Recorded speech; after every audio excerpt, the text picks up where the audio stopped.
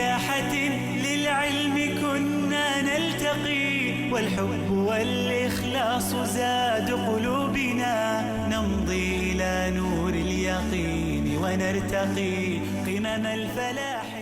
Assalamu alaikum wa rahmatullahi ta'ala wa barakatuh. Bienvenidos una semana más con Consultas Islámicas. Estamos al lunes 21 de Sha'ban, que es equivalente a el 8 de junio de 2015, y nos estamos acercando al mes de Ramadán. Quedan pues menos de 15 días, quedan 10 días más o menos para que comience este sagrado mes de Ramadán que todos ansiamos y esperamos y anhelamos, y ello se ve y se refleja como siempre en las preguntas que nos llegan, que muchas de ellas están relacionadas con dudas que resurgen todos los años relacionadas con el ayuno, con la recuperación del ayuno de otros años, etc. Entonces, inshallah, vamos a ver algunas preguntas relacionadas con este mes sagrado de Ramadán con la ayuda de mis dos queridos hermanos de Mohammed Said Aliles. Assalamu alaikum wa rahmatullahi wa barakatuh. Alaikum salam wa barakatuh. Alhamdulillah, barakallahu fiik. Barakallahu fiik. Y Tawfiq Shiddad al-Haraq. Assalamu alaikum wa rahmatullahi. ¿Qué tal? Bien, barakallahu. Alhamdulillah. Y por supuesto con la colaboración y la contribución de todos ustedes, que nos pueden hacer llegar sus preguntas en directo hoy lunes a través de las diferentes vías que tienen ante ustedes, que son las siguientes: el número de teléfono, que es el 911 7302 51, que tiene ahí en la pantalla, y también tienen la opción de hacernos llegar un email con su duda, o también entrar en Facebook, en las redes sociales, y seguirnos en nuestra página y mandarnos un mensaje a través de las redes sociales. Inshallah, estaremos dispuestos y encantados, inshallah, de contestar sus preguntas. Pero ahora que estamos en directo, sobre todo el número de teléfono que tienen ante ustedes. Vamos a empezar directamente hoy con algunas preguntas, ya que tenemos bastantes. Pues empiezo sobre todo con una pregunta que poco tiene que ver con Ramadán o el ayuno. Ya empezaremos con esas preguntas, pero es una pregunta sencilla que nos hizo llegar una hermana, me parece, y que es una pregunta que he oído de diferentes personas, ¿no? Dice lo siguiente. Me llamó la atención la pregunta por diferentes razones. Dice: Assalamu alaikum wa rahmatullahi ta'ala wa barakatuh. Les quería hacer una pregunta. El amigo de mi marido es español. Nos invitó él y su mujer a su casa para comer, y quería saber si podemos ir o es haram. Necesito la respuesta, jazakumullah khair. Ahí me llamó la atención dos cosas. Primero, que dice es español, es decir, que el equivalente de ser español es ser no musulmán. ¿Algún comentario acerca de esto para ver luego la pregunta y la respuesta en sí? Bismillah ar-Rahman ar-Rahim. Alhamdulillah. Wa sallallahu wa sallam wa baraka ala maulana rasulillahi wa alihi wa sahbihi wa man tabi'a hudah. En el nombre de Allah, el misericordioso y el clemente, alabado sea Allah, que la paz y las bendiciones de Allah sean con su amado profeta Muhammad, sus familiares, compañeros y aquellos que siguieron su guía hasta el día del juicio final. Efectivamente, es un error y es una confusión que suelen cometer muchísimos hermanos a la hora de no diferenciar entre la confesión y entre la nacionalidad. Muchos hermanos musulmanes, sobre todo de origen inmigrante, cuando se refieren a nuestros conciudadanos no musulmanes, los identifican con su condición de español, ¿no? Cuando un musulmán dice, un español dice, no, es que es español, me han invitado a los españoles, tengo trato con españoles, si puedo felicitar a los españoles, puedo tener un trato con españoles, se les olvida que hay españoles musulmanes también, ¿no? Y a lo mejor ellos mismos. Ellos mismos son musulmanes. Hace poco, ¿no?, vimos una anécdota de un cartel, un torneo de fútbol en Ramadán, donde se insiste en la condición de que no se permiten en el equipo de fútbol más de 3 españoles. Se refieren a más de 3 no musulmanes por la condición del ayuno, etcétera, pero es una confusión que luego genera mucho debate, mucha polémica, y ese reflejo, ¿no?, de esa confusión o ese desconocimiento a la hora de referirnos a la confesión. La nacionalidad no tiene nada que ver con la confesión de una persona. Puede ser español y puede ser o francés, alemán, americano, marroquí, senegalés, egipcio, y puede ser musulmán, copto, ortodoxo, católico, budista, agnóstico. Al igual que marroquí, para muchas personas no musulmanas es equivalente de musulmán, mientras que en realidad hay marroquíes que no lo son. judíos, hay marroquíes, bueno, un porcentaje muy mínimo de cristianos, sí, pero hay mucha comunidad judía marroquí y si hablamos de otras realidades, por ejemplo, Siria, Irak, Egipto, pues ahí es más notable, digamos, la comunidad cristiana en esos países. Por lo tanto, relacionar la nacionalidad con la confesión es un error que debemos de ir, digamos, subsanando para que nuestras nuevas generaciones no confundan esos términos y esos elementos de nuestra identidad diversa y plural, ¿no? que refleja la realidad, la nueva realidad de nuestras sociedades europeas. Barakallahu, hermano Taufik, en cuanto a la pregunta en sí, una invitación de un amigo de su marido para comer, quizá en su casa, ¿no? en la casa de esta persona no musulmana, y nos pregunta si pueden acudir, si es haram, si es halal. ¿Qué podemos decir al respecto? El trato que el Islam ordena a los vecinos, debemos saber como principio hay cierta hermandad en la humanidad. Todos somos, al fin y al cabo, hermanos, viniendo del mismo padre y la misma madre, nuestro padre Adán y Eva, que la paz sea sobre ellos dos. Estos, pues, implican derechos, y de estos derechos, pues, cuando te invitan, teniendo las posibilidades, sabiendo que siendo vecinos o amigos o pues el profeta sallallahu alaihi wasallam, la paz sea con él, cuando hablo de los derechos de los vecinos, del buen trato a los vecinos, no especificó la confesión de este vecino y mucho menos su religión. Dijo que al vecino tiene derechos. Uno de ellos es cuando te invita, por ejemplo, hay que acudir, siempre y cuando, alhamdulillah, sabemos el contexto nuestro, la comida sea halal, pero esto ya son alhamdulillah, entre el diálogo y son buenas oportunidades de entablar buenas relaciones y así pues tendremos esta convivencia que todos aspiramos, inshallah. Barakallahu, hermano Mohamed Said, algo que añadir en este contexto. Barakallahu. Una pregunta relacionada ya con el mes de Ramadán, nos pregunta la hermana Dina, nos dice: Salam alaikum, quisiera aclarar una duda que tengo. La cuestión es que dicen que el Ramadán este año empieza el 18 de junio y yo soy de Ceuta y aquí el Ramadán podría empezar el día 19. Pues el día 18 yo tengo un vuelo a las 8 de la mañana de Tánger y llegaré a la 1 a Bélgica. La duda que tengo es si puedo ayunar ese día aunque no haya Ramadán en Marruecos y Ceuta, ya que pasaré en Bélgica otra mitad del día y asistiré a la ruptura del ayuno. No sé si se ha entendido bien la pregunta. Ella sale el 18 y ese día todavía no es Ramadán, seguramente. No es Ramadán quizá en Ceuta y Marruecos, pero ya es Ramadán en Europa, ¿no? Tampoco es seguro. Que sea el 18 es el anuncio del... Supuestamente, según los cálculos astronómicos, el Consejo Europeo de Fetuas e Investigaciones ha emitido un comunicado hace ya más de un mes. Según los cálculos astronómicos, pues valora y considera que el día 18 con seguridad, según esos cálculos astronómicos, será el inicio de Ramadán en los países europeos, cosa que tampoco está confirmada ni consensuada.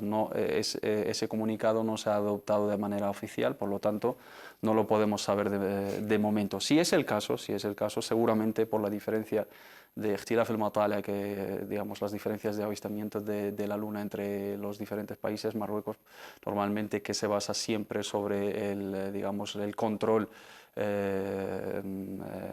de arroya, no utiliza el avistamiento de la Luna a través del ojo humano, no siguiendo los cálculos, sino a través de Nudar al-Awqaf, de los controladores y auditores del Ministerio del Awqaf de Marruecos. Seguramente no sería ese el primer día.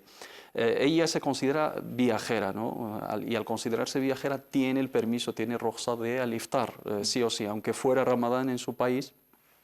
A la hora o en el lugar donde está residiendo, aunque fuera Ramadán ahí, una vez que inicia un viaje tiene el permiso de no ayunar.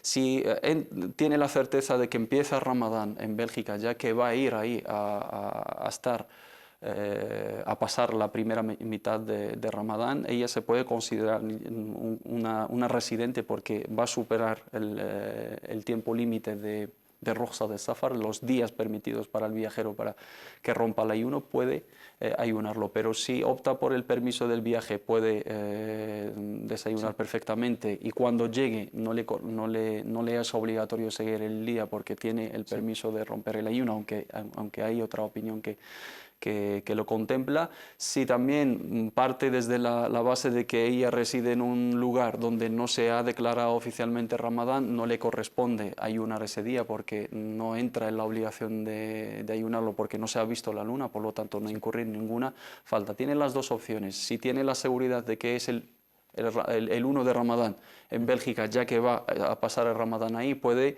ayunar, considerando que ya están las condiciones de ayunarlo y no opta por la Rukhsa, por el permiso de romper el ayuno.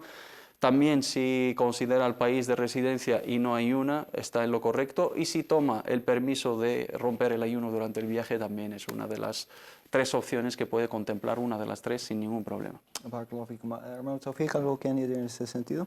Sí, hay cierto debate, sobre todo entre las escuelas, pero en la línea de lo que ha comentado el hermano Mohamed Said, intentar, en una opinión más o menos que intenta considerar entre varias opiniones, estar de acuerdo con el país donde vas a estar. Sea en el ayuno, sea en el Eid, en la fiesta del fin de Ramadán. Nos va quizás uno de los problemas si podemos caer al final del mes teniendo solamente 28 días, si un país declara la Eid antes o después. También tenemos otro debate. La opinión más o menos para estar en consenso, en alegría con el resto de la Umma y estar siempre intentando estar de acuerdo con el país donde estemos. Si ayunamos solo 28 días, la base jurídica, el mes de Ramadán tiene 29 o 30. Sí. En este caso, una opinión muy, entre comillas, pragmática, si me permitís la palabra, ayunar solo 28 días, pero tendrá que recuperar un día. La otra hipótesis es ayunar 31 días. También tenemos otro debate. Una opinión también dice hay que estar con ellos, incluso si superamos, aunque yo personalmente me inclino por la otra. Sí. No ayunar un día, aunque no ayunar es más, fácil para la persona que ayunar. Entonces, en estas cosas intenta con la base de estar en ayunas o estar en desayunas con el país donde esté. Sí. Barakallahu fikum por esta aclaración. Les recuerdo el número de teléfono que tienen ante ustedes para preguntarnos cualquier duda relacionada con Ramadán o no. Cualquier duda relacionada con el Islam y la jurisprudencia islámica es el 911 73 02 51. Acerca de esto que acabas de decir, hermano Taufik, yo tenía una pregunta, y es que en algunos sitios hay grupos que salen intentando imitar o seguir otras naciones, tanto aquí como en otros países islámicos. Siempre surgen divisiones tanto a la hora de empezar Ramadán como cuando acaba el Ramadán, etc. Un consejo para que se mantenga la unión siempre, ¿no? Es esto, ahí donde está el arraigo del objetivo del Islam, la unión de la Umma. Si no vamos a, por lo menos, donde el contexto donde estemos, ya sabemos que el mundo musulmán está bastante dividido a nivel político y otras razones, por lo menos en el país donde estemos, intentar dentro de lo posible ayunar el mismo día y desayunar y celebrar la fiesta del fin de Ramadán el mismo día. Esto yo recuerdo durante, hacía bastantes años, teníamos este debate en otros países y siendo jóvenes sin ninguna preparación, religiosa a nivel académico, a nivel de la jurisprudencia, había estas tendencias. Ayunar con Arabia Saudita y dejar tu propio país. Sí. Incluso se han escrito libros. Me viene a la mente el libro del famoso imam Mohammed Zamzmi y después su réplica por su hermano Abdullah ibn Siddiq, teniendo el primer libro de su hermano mayor Ahmed ibn Siddiq, que Allah tenga misericordia de todos.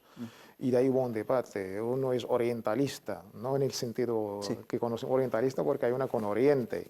Y alhamdulillah, al fin de ciertos debates, la opinión más, sólida y coherente, teniendo el contexto político de nuestra realidad lamentable, A todo el mundo le gusta que ayunemos el mismo día, pero teniendo como es nuestro contexto, hay que intentar unificar la umma, por lo menos en el país donde... Al menos dentro del mismo país, ¿no? Exactamente, y salir del consenso de tu propio país, y sobre todo si hay una autoridad religiosa, si hay un ministerio, si hay un qadi, un juez, si hay la gente que tiene esta potestad de declarar el fin y el inicio de Ramadán. Sí. El Islam nos ordena seguir.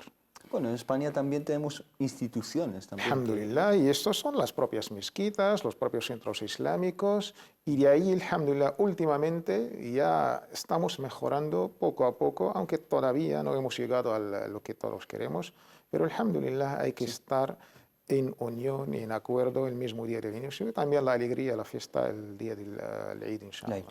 Barakallahu fik, esa es digamos el objetivo de la unión, especialmente en fechas como estas. Hermano Mohamed Said, ¿algo que añadir en este sentido? Sí, el objetivo anhelado de la unión de la umma es algo, digamos, muy esperado por todo el conjunto de la comunidad musulmana en todo el mundo, pero eso no quita, digamos, la validez de la cuestión jurídica, ¿no? Si retrocedemos a la época de los mismos sahaba, radwanullahi alayhim, el hadith Quraib, un hadith muy célebre para los juristas, narrado en Sahih Muslim, que habla de la misma realidad, ¿no?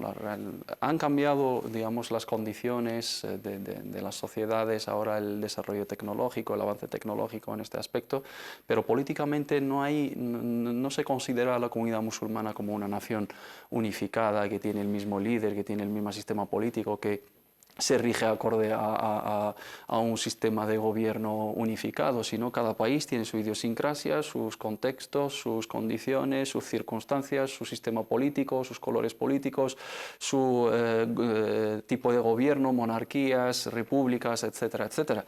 Por lo tanto, ¿por qué exigir algo que no va con no es coherente con nuestra propia realidad, mientras que la misma jurisprudencia lo permite? Abdullah ibn Abbas radiyallahu anhu, cuando vuelve Quraib de un viaje de Sham donde se ha visto la luna antes que en Medina y donde estaba residiendo Amir al-Mu'minin en aquel entonces, que es Muawiyah, y le pregunta, ¿cuándo habéis visto la luna? Y dice, el viernes. Y dice, ¿y habéis ayunado? ¿Ha ayunado el emir de los creyentes? Sí. ¿Y vosotros cuándo lo habéis visto? Lo hemos visto el sábado. ¿Y habéis ayunado el sábado? Dice, sí. Dice, no te vale con el hecho de que lo hayan visto. Amir al-Mu'minin dice, no, así nos ordenó el profeta Muhammad sallallahu alaihi wasallam. Entonces, ¿por qué cerrar la puerta de algo que la misma jurisprudencia, que el mismo legislador lo ha abierto? La cuestión también del cálculo astronómico, el avistamiento ocular, pues también está sujeto a debate y está totalmente considerado y aceptado jurídicamente. Lo único es ceñirnos en el aspecto de unificar los criterios, al menos en nuestras propias comunidades y sociedades, porque dice el profeta Muhammad según la comunidad. Si la comunidad ayuna, todos debemos ayunar. Si la comunidad rompe el ayuno, todos debemos de romper el ayuno, sin entrar en esos debates estériles y cada año volver al mismo debate y empezar a descalificar y empezar a tachar de estos que están en contra de la Unión y a otros por seguir pues agendas políticas, etc. Es una cuestión que deben elegir las instituciones oficiales. Quien se debe pronunciar en este aspecto en España es la Comisión Islámica de España, quien tiene que dar, digamos, el comunicado oficial de la entrada lamentablemente no es así, sino sigue también la entrada de Ramadán en otras realidades y a través de ahí se comunica. Ojalá lleguemos a que cada país europeo, las instituciones oficiales en ello, pues se encarguen de la gestión de esas fechas tan señaladas y unificar los criterios.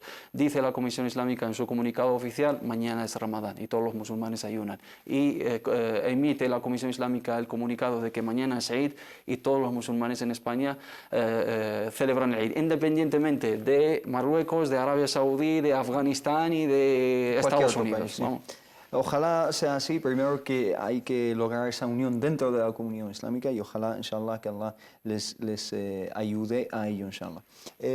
Otro tema relacionado con el Ramadán y específicamente relacionado con la lactancia, ¿no? Las madres que dan la lactancia a sus hijos. Raja nos dice, disculpen, es Rabab, nos dice, Assalamu alaikum wa rahmatullah, soy Rabab de Madrid, tengo dos preguntas y la primera es que tengo una niña de 3 meses y estoy amamantando a mi hija y casi todos los días tengo regla, dice. Y como se acerca Ramadán, ¿qué tengo que hacer durante el mes de Ramadán? También tiene otra pregunta, pero os planteo esta primero. La lactancia durante el mes de Ramadán, sobre todo. La lactancia, alhamdulillah, es algo interesante que el Islam la ha tratado como un derecho del propio niño. Y esto ya, el Islam ha sido bastante, digamos, se avanzó incluso a esta declaración de la ONU de los derechos de los niños y las niñas. Tenemos que esperar hasta 1989, ratificada en 1990.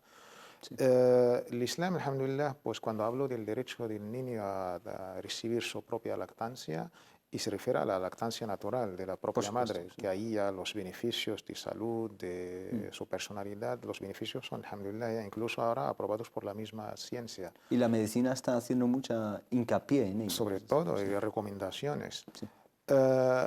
Cuando el Islam contempló el derecho del niño, pues ahí la madre ella misma con su médico pues deben de decidir si el ayuno afecta a la salud de la madre y sobre todo afecta al bebé en este caso. Sí.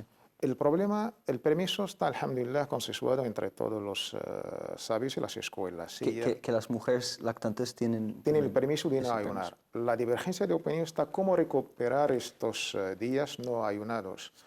Hay varias opiniones, yo las resumo, por lo menos hay por lo menos 6 opiniones. Las 2 más conocidas es que debe recuperar estos días cuando, alhamdulillah, esté en tiempo fuera de la lactancia y puede recuperar estos días no ayunados. Sí.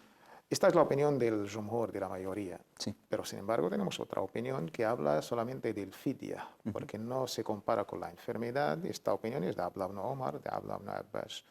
De ahí, pues, si la mujer quiere seguir la opinión del jumhur, pues saldar la deuda, recuperar los días no ayunados, sí. y entregar la fidya, más o menos unos 5 euros por día. Pero está esa opinión que simplemente exige o pide la fidya. La fidya, desde Abdullah ibn Abbas, Abdullah ibn Omar, hasta sabios actuales como el Qaradawi, el Albani, y ahí pues la hermana puede tomar su propia decisión. Hermano Mohamed Said, ¿algo que añadir en este sentido? Una cuestión un poco médica, ¿no? Técnica en este sentido. No todas las mujeres que están dando pecho o están amamantando a sus bebés tienen el permiso, salvo si representa un riesgo para ella, un perjuicio para ella o para su hijo, ¿no? Hay mujeres que el ayuno es totalmente compatible según las condiciones físicas de cada. Lo mismo con las embarazadas, ¿no? Y también la consulta aquí de los médicos que sean musulmanes, que conozcan realmente la esencia del ayuno en el Islam y su repercusión a nivel de salud, ¿no? Porque muchos de los médicos que no conocen el ayuno, cuando por ejemplo le dices que vas a ayunar una persona, digamos, en buenas condiciones de salud en agosto, en julio, donde el ayuno, digamos, supera las 17 horas con un calor de más de 30 grados y sin estar hidratado y tal, te dice, pues no, esto es de locura, ¿no? ¿Cómo vas a dejar de comer y beber durante ese tiempo? Y si se piensa que es imposible. Que es imposible y que la capacidad del cuerpo humano no aguantaría ese ayuno con ese ejercicio de voluntad, etc. No, es totalmente compatible según las condiciones de cada persona. Sí existe ese permiso, por supuesto, es innegable, pero cuando efectivamente suponga un esfuerzo extra para la mujer, un riesgo, un perjuicio para ella o para su bebé, ahí perfectamente puede recurrir al permiso. Pero si tolera perfectamente el ayuno y sabe que no le va a afectar y tiene el permiso de su propio médico, debe de cumplir con ese pilar. Y en cuanto a la duda relacionada con su periodo de menstruación, dice que le dura casi todos los días, quizás es un caso de istihada, ¿no? Sí, ya no podemos hablar de haid, de menstruación regular, sino podemos hablar de dismenorrea o digamos un desajuste hormonal que provoca ese sangrado continuo. Ahí la mujer pasa del estado de al haid, cuando pasan los días habituales, ¿no? que es su hábito mensual, si son 7 o si son 15 días máximo. A partir de los 15 días ya se considera istihada. Lo que tiene que hacer ahí es hacer el ghusl y rezar tranquilamente y ayunar si puede ayunar. El único, en el caso de la oración, tiene que renovar la purificación, la ablución en cada rezo, y se le permite también juntar los rezos por facilitarle, digamos, la cuestión de la ablución. Pero se considera como istihada y no haid si es algo continuo sin cese. Barakallahu fik. La segunda pregunta de la hermana Rabab también es relacionada con la lactancia, pero no específicamente con Ramadán. Dice lo siguiente, la segunda pregunta, ya sé que en el Islam dice que tengo que dar el pecho o amamantar a mi hija 2 años, pero yo no estoy capaz, no se ve capacitada para darle o amamantarle esos 2 años. ¿Puedo darle el biberón o es obligatorio cumplir esos 2 años? No, no es obligatorio. La alía coránica hablo de 2 años, hawlein kamilein. Los sabios hablan que el bebé o niño tiene derecho a esta lactancia, pero según su necesidad. Y cuando hablamos de la lactancia shar'iyya, cuando el Islam trata, digamos, veredictos, es estos 2 años, porque tiene que ver con otros asuntos. Pero según la necesidad del niño y según también la capacidad biológica de la propia madre. Hay madres que, según su estado biológico, pues no tienen esta leche materna.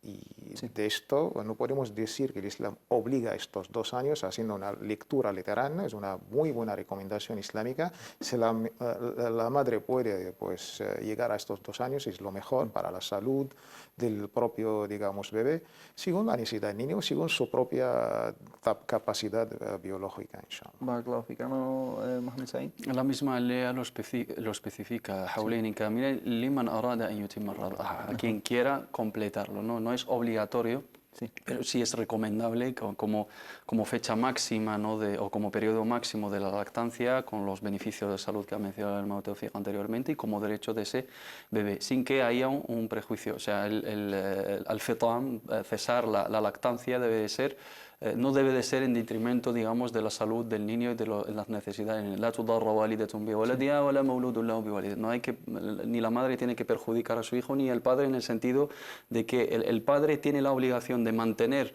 a su mujer en el estado de divorcio cuando está amamantando al bebé. Entonces, eso es derecho del niño que recae sobre los 2 padres, tanto el padre como la madre, estén casados o estén divorciados.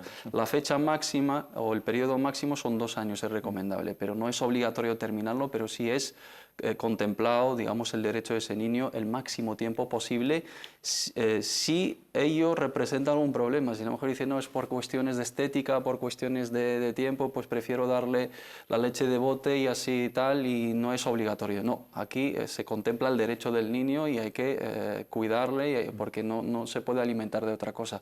Pero si es ya por cuestiones que superan, ¿no?, la capacidad de la misma persona y no lo controla, pues ahí no tiene la obligación de respetar esas fechas. Barakallahu fik. Y esto además va en consonancia con las recomendaciones médicas que dicen, por supuesto, que la lactancia es muy favorable, especialmente para el sistema inmunológico de los niños. En la fecha hay un milagro coránico, no científico, porque en esos 2 años, pues, según estudios médicos constatados, ¿no?, por grandes organismos oficiales en el mundo, el periodo de 2 años pues ayuda, digamos, a fortalecer el mecanismo del sistema pancreático para evitar la diabetes en niños, porque hay una hormona que, si se prolonga la lactancia durante 2 años, hay menos riesgo y prácticamente inexistente de que padezcan esos niños diabetes del tipo 1. Si no se termina esos 2 años, pues están expuestos a ese riesgo. Sí. Hablando de diabetes, además las leches de fórmula están llenas de azúcares, ¿no? Inshallah, nos vamos a una pequeña pausa y volvemos enseguida en Consulta Islámica. في ساحة للعلم كنا نلتقي والحب Assalamu alaikum wa rahmatullah. Bienvenidos de nuevo a Consultas Islámicas. Voy a preguntar 2 preguntas más o menos relacionadas. Wasim nos pregunta lo siguiente: Assalamu alaikum wa rahmatullahi wa barakatuh. Hermanos, una persona se está acordando de faltas y pecados que ha cometido en su pasado de negligencia e incluso ahora, alhamdulillah, y los va apuntando en una hoja, dice, para arrepentirse de ellos. ¿Debe arrepentirse también por no haberse arrepentido antes? Una pregunta muy rebuscada. Decirle unas palabras del profeta Muhammad muy esperanzadoras, ¿no? Que dice el profeta alayhi salatu wassalam, an-nadamu tawbah.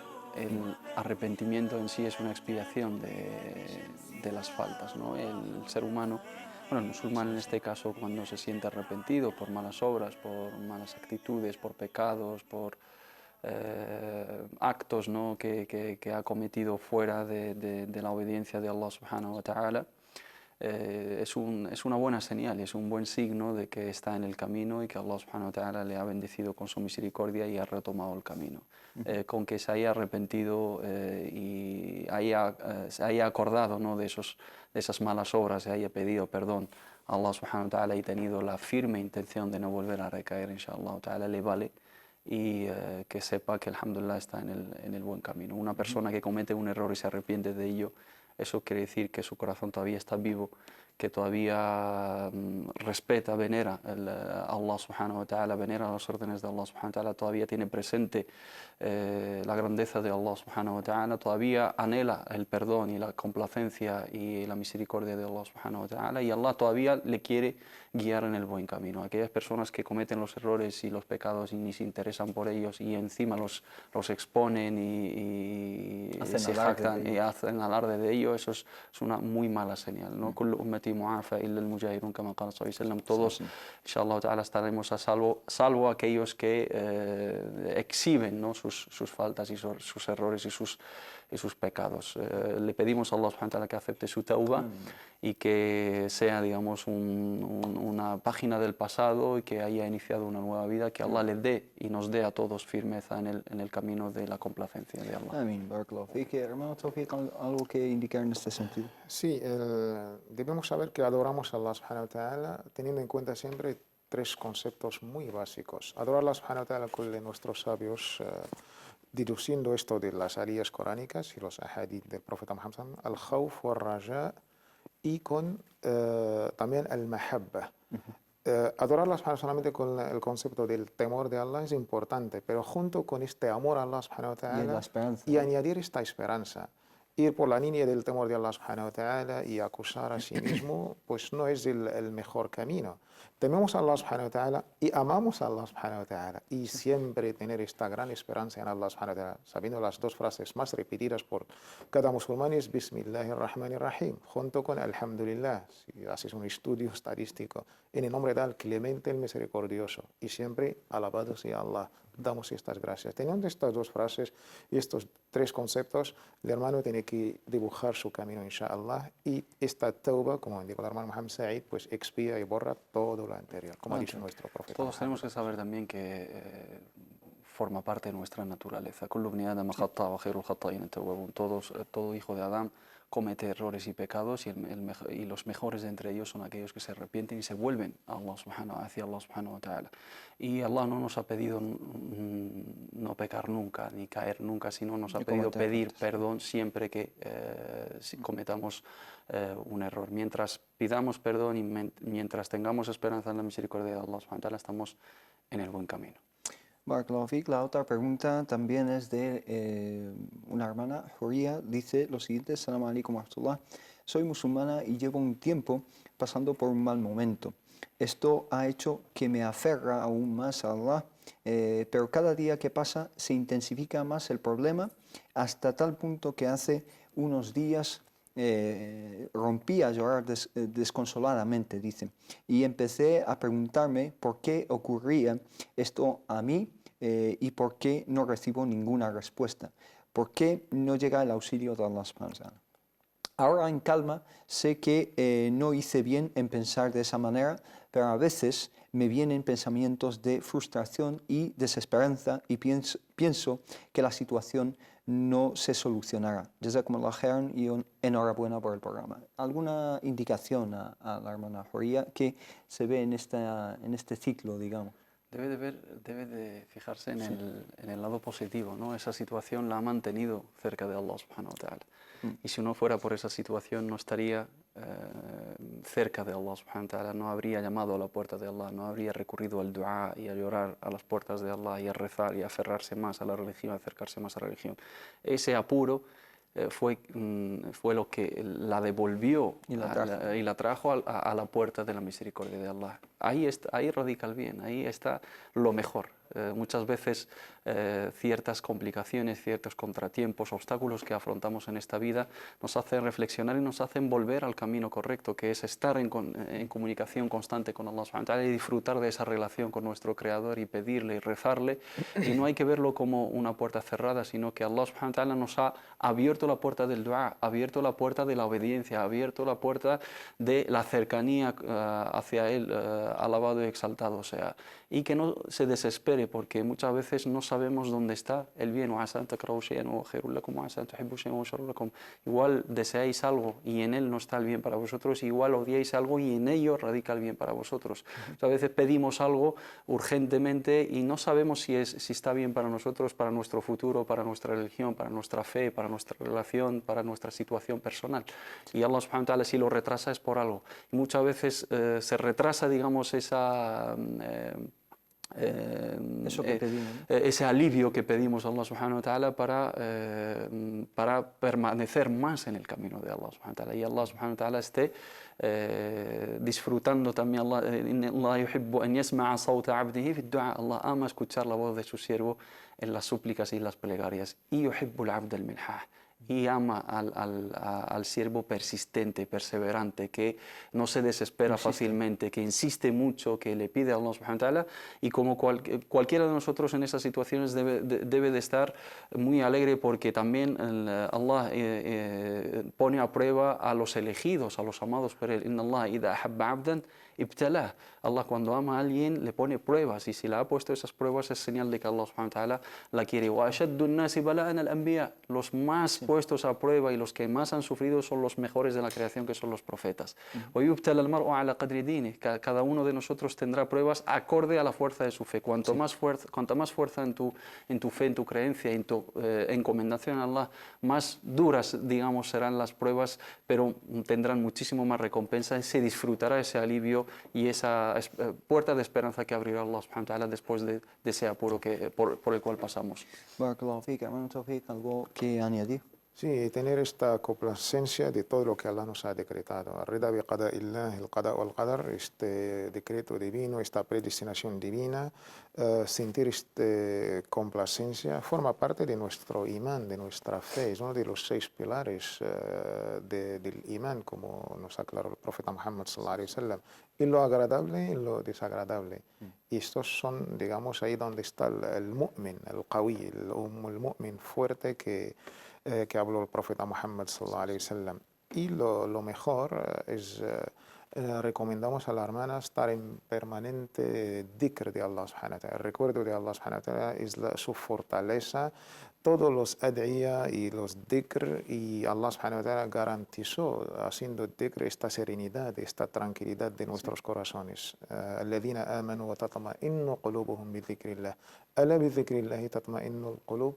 Estos creyentes que sus corazones se hacen, digamos, se calman, sosiego, tranquilidad, gracias a este recuerdo constante y permanente de Allah subhanahu wa ta'ala. Barakallahu fikum.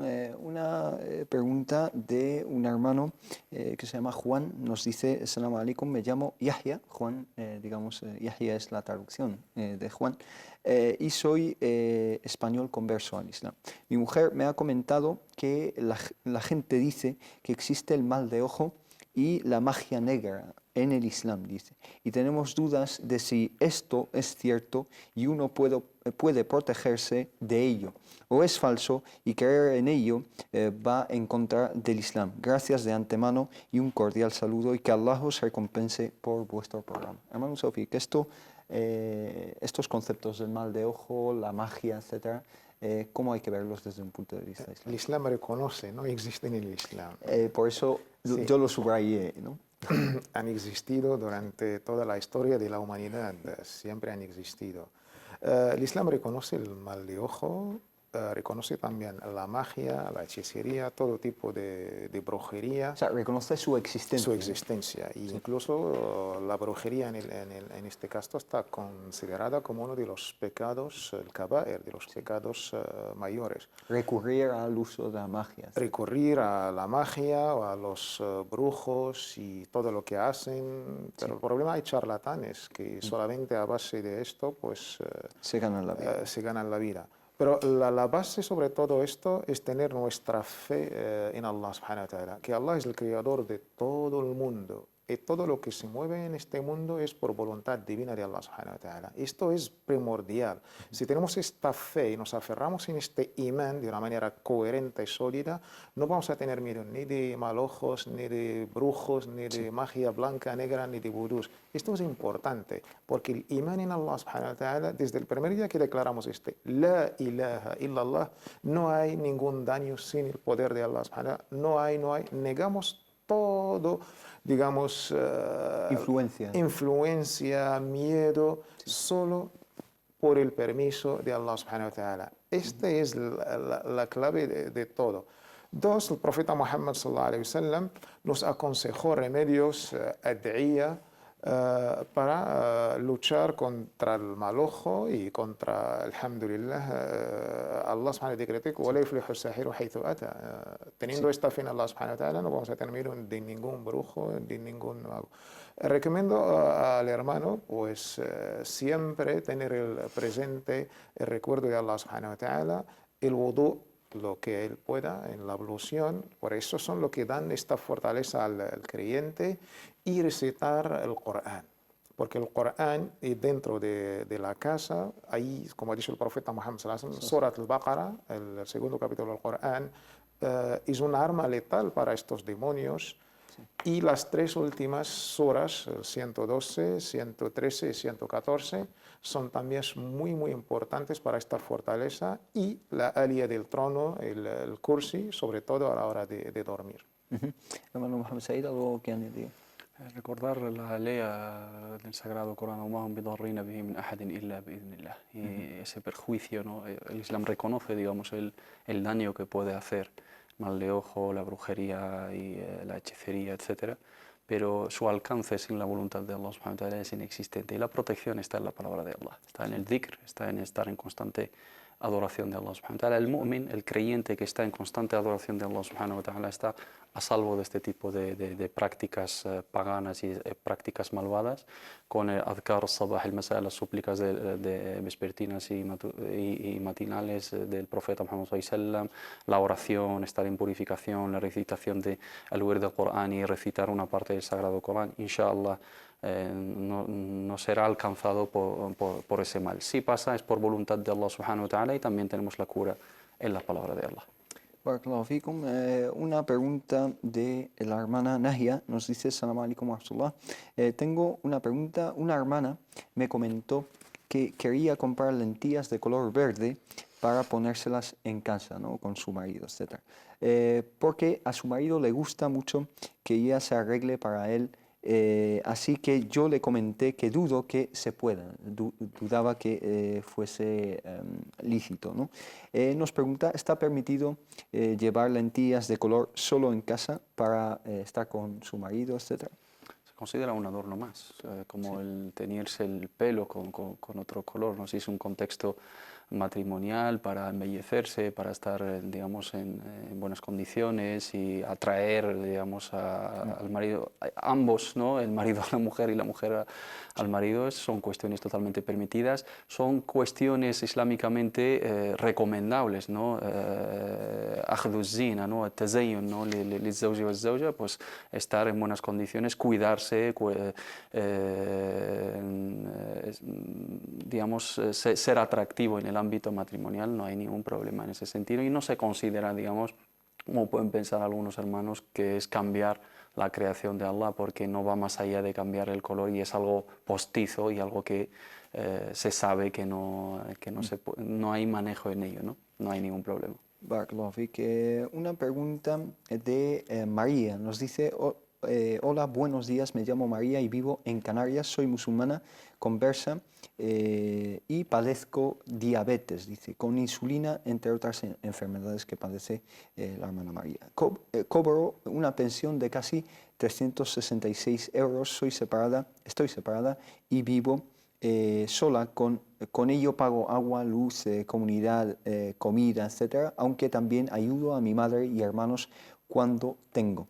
La pregunta es, sabiendo que no puedo hacer el Ramadán por su condición de diabetes, ¿estoy obligada a compensarlo con alguna otra cosa?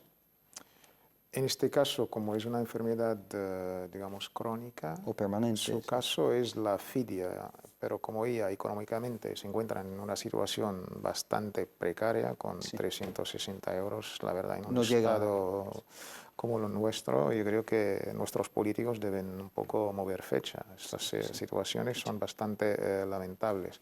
En este caso, teniendo incluso el hadith de nuestro amado querido mensajero sallallahu de aquel noble compañero que en su caso tenía que entregar una fidia, pero él se encontraba en unas situaciones económicas. Decía el noble compañero, no hay nadie más pobre que yo. Entonces el profeta dijo, pues entrégate esta limosna a ti mismo. Pues que hace mucho istighfar, y en este caso si ella no puede económicamente, pues como si lo va a entregar a ella misma.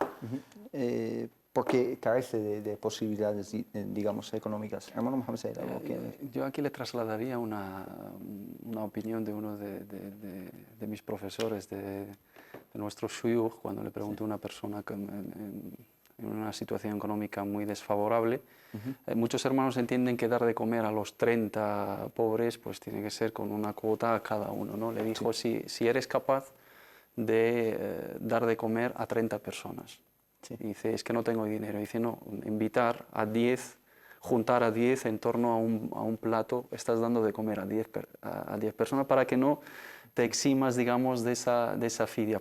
La opinión del hermano Tawfiq es totalmente cierta, es la correcta, pero antes de que se vea, ¿no?, en esa situación de no hacer nada, ¿no?, antes agotar lo que está en su mano. Es una persona pobre, sin recursos económicos, pero antes de, digamos, dejar de pagar esa fidia, hacer un esfuerzo y dar de comer a 30 personas. ¿Cómo dar de comer a 30 personas? No una cuota individual a cada uno, sino juntar a los 30 en torno a lo que se hace habitualmente, ¿no?, en nuestras mezquitas, ¿no? Un plato de cuscús, por ejemplo, para 10 personas, una invitación, y está dando de comer a 10 personas. Si son 3 mesas, son 30 personas, y así participa y da de comer a los 30 pobres y salda la deuda de 30 días del Ramadán, inshallah ta'ala. Si no tiene nada, ahí en ya... absoluto, ¿no? Pues ojalá, inshallah, que Allah cure a esta hermana y también que, pues que le dé con qué saldar estas deudas, inshallah. Otra hermana nos pregunta lo siguiente, la hermana Nasira nos dice, hola, quería saber si es haram terminar el ayuno en deuda el año que viene o hay que pagar porque ya no hay tiempo para recuperar, es decir, si se puede acumular. No, el año que viene ayunará y pagará, las dos cosas, porque lo ha retrasado. La verdad es que no se entiende muy bien su pregunta. No, entiendo su pregunta, es que tiene deuda y no la ha saldado antes de tiempo. Y ha sido negligente con la recuperación de la deuda. Y se ha acercado ya Ramadán, igual tiene 15 días y quedan 10. Entonces quedará una deuda pendiente. Lo recuperará el año que viene y pagará por cada día una penalización por haber sacado la deuda de su tiempo. De su tiempo, ¿no? Barakallahu fikum. Y otra pregunta de Margarita. Es una pregunta bastante larga, así que voy a leerla lo más rápido que pueda, inshallah. Dice, Salam alaikum wa rahmatullah. Estimados hermanos, hace un tiempo os pregunté para tener información sobre qué hay que hacer para ser enterrada como musulmana. Me contestasteis rápidamente y muchísimas gracias por ello. Pero sigo sin saber si el testamento que he de hacer manifestando que aunque soy española de origen, es decir, no musulmana, me convertí al Islam hace tiempo, quiero ser enterrada como musulmana. ¿He de hacerlo ante un notario español o con un escrito mío de puño y letra me basta? Y también nos dice, por otra parte, tengo 74 años y ya no me acepta ningún seguro para llevarme al cementerio que me corresponda. La hermana sí tiene que dejar constancia de su voluntad de enterrarse según, es que no sabemos su situación familiar, si sus familiares son musulmanes o no, si van a respetar esa voluntad final, por lo tanto dejar constancia de ello escrita o ante notario. Te leo un párrafo en el cual nos indica su situación familiar. Nos dice, mi caso es algo triste, aunque Allah me asistirá, inshallah. Pues volví hace poco de Marruecos como jubilada y aquí en Madrid tengo que vivir con mi familia cristiana, estoy divorciada y sin hijos. Ellos saben que soy musulmana y lo respetan, pero quiero dejarles todo preparado, dinero y detalles de cómo hacerlo para el caso de mi difunción, inshallah, pues temo que en último extremo, con los agobios del momento, opten por enterrarme en la tumba familiar con el rito cristiano. Por eso os pido, por favor, los mayores detalles a quién llamar, qué hacer, con qué funeraria y cementerios contactar. Le decimos brevemente lo que tiene que hacer, pero inshallah nos ponemos en contacto con ella por email. Primero, si los familiares respetan su condición de musulmana, perfecto. Tiene que dejar su voluntad por escrito, sea ante notario o como ya ha explicado anteriormente, con su puño y letra, y dejar su voluntad claramente que se quiere enterrar en los cementerios de los musulmanes. Por ser ciudadana española, pues no se puede trasladar a otros países, por lo tanto tiene que contratar aquí los servicios de funeraria. Hay funerarias que prestan servicio según el rito musulmán, puede llamar por ejemplo al Centro Islámico Cultural de Madrid, la mezquita de la M30 o cualquier otra mezquita. Hay ciertos hermanos que se dedican, digamos, a gestionar las cuestiones con ciertas funerarias. Los costes en la actualidad rondan los 3.000, 3.500 euros para los que se van a enterrar aquí, incluso para los que se trasladan a otros países, como es el caso de ciudadanos marroquíes a Marruecos. Si tiene ese dinero, efectivamente el seguro de repatriación no lo puede contratar cuando tiene más de 65 años, sí. Tiene que tener ese dinero guardado para esa cuestión, o que tenga la seguridad de que sus familiares vayan a asumir ese gasto, dejar claramente su voluntad de enterrarse en los cementerios musulmanes, y sus familiares, una vez que, inshallah, que le dé a Allah subhanahu wa ta'ala larga vida y que disfrute de lo que le quede, que se pongan en contacto con esas funerarias, con los centros islámicos aquí en Madrid, y luego ellos hacen la gestión, pues pagando el coste que ya he dicho que ronda los 3.000, 3.500 euros. Aunque el problema del cementerio pues sigue lamentablemente sin luego tener en cuenta que según la normativa vigente, que inshallah esperemos que con las nuevas propuestas políticas se cambie y se mejore, también la asignación del cementerio es acorde a una fecha límite de 75 años, luego se renueva. Aquí en Madrid seguimos con la misma cuestión del cementerio de Griñón, con la misma problemática. Hay esfuerzos de diferentes partes aquí de la comunidad musulmana en buscar otras alternativas. Pronto, inshallah ta'ala, verán la luz y espero que sea así. Y si cuando le toca, inshallah, hay un cementerio musulmán, no se tendrá que preocupar, privado me refiero, sino en el de Griñón hoy en día tiene cabida, pagará lo que tiene que pagar, y sus familiares tendrán todas las facilidades, porque hay funerarias que llevan el rito musulmán a la perfección, y ya no es el primer caso, sino ya son centenares de miles de musulmanes que han fallecido aquí y se han enterrado aquí. Sí, y ojalá se cumpla simplemente la ley y cada localidad pues disponga de una parcela para los vecinos musulmanes. Esta es nuestra lucha. Localidades. Inshallah. Nos quedamos sin tiempo, simplemente me queda darles las gracias a ambos, a Mohamed Said, muchísimas gracias. Un placer, y a ustedes muchísimas gracias por habernos seguido. Quedan 10 días para Ramadán más o menos, así que vamos a aprovecharnos, inshallah, y prepararnos para este bendito mes. Este Ramadán coincide también con que Consultas Islámicas va a llegar, inshallah, a los 100 programas, todos gracias a Allah y por supuesto gracias a ustedes, a su apoyo, que cada vez consolida más este programa como una referencia. Jazakumullah khair, inshallah nos vemos el jueves que viene. Assalamu alaikum wa rahmatullah.